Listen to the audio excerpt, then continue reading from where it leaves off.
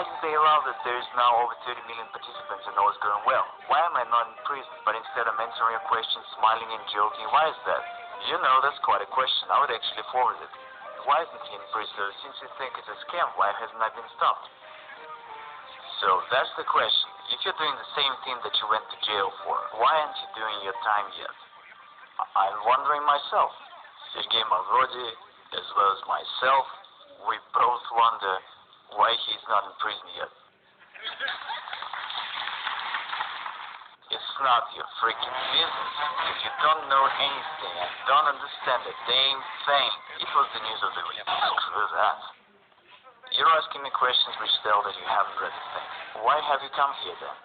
You don't know what it's all about. You say such foolish things that tell us you don't understand what you're talking about whatsoever. Everyone perceives it in a manner that is quite clear to everybody intuitively that one can steal in this case. And the situation that one doesn't want to steal evokes amazement, and no one believes it. Is our society really that sick? I don't violate the law, the rest doesn't bother me. My motives are on the other level, totally moral. I've got to do this because it is my civic duty, and it's the only reason. It's not about money. I think that if I can help people, I must do it. I reckon it as my civic duty, and I consider myself to be right, and absolutely nothing can stop me. Man of deceived investors.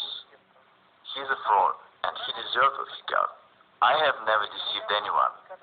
Neither do I deceive now. I honestly say that this is a pyramid. You can lose your money. There are certain risks, no guarantees, no promises. What's the crime here? It is bankers who are the real fraud and swindlers. And they're the ones to send to jail. What sort of country do we have? One does not violate the law, yet everyone's sure they will go to jail. How come? Is our state constitutional or not? The question is as follows, and no one understands it. Is there a deception or not? The rest doesn't matter. There is no deception, which means I can do whatever I want to. And okay, don't bring your money. Everyone is honestly warned of everything. I don't violate the law, so what's the problem here? In reality, MMM is good for a state. The government is silly, that's why it doesn't understand it. Because in particular, MMM relieves the social stress, and the participants of MMM are happy and glad. They've got no protest moods. And at that, MMM doesn't require neither expenses nor any trouble. It grows very much like wild grass beside a fence, and everyone's glad and happy. In fact, should the government be smarter, it really should cherish us. When I came to the House of Russian Federation Parliament, the entire Duma turned to me to change their money.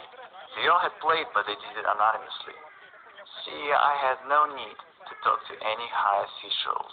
Was there an opportunity to come to terms? Would they come to an agreement? That's unlikely, because I had threatened the very existence of the system. I had been repeatedly invited to Kremlin, but I didn't turn up. So they invited you to Kremlin? Yes, they had invited me for private talks. What especially works great is that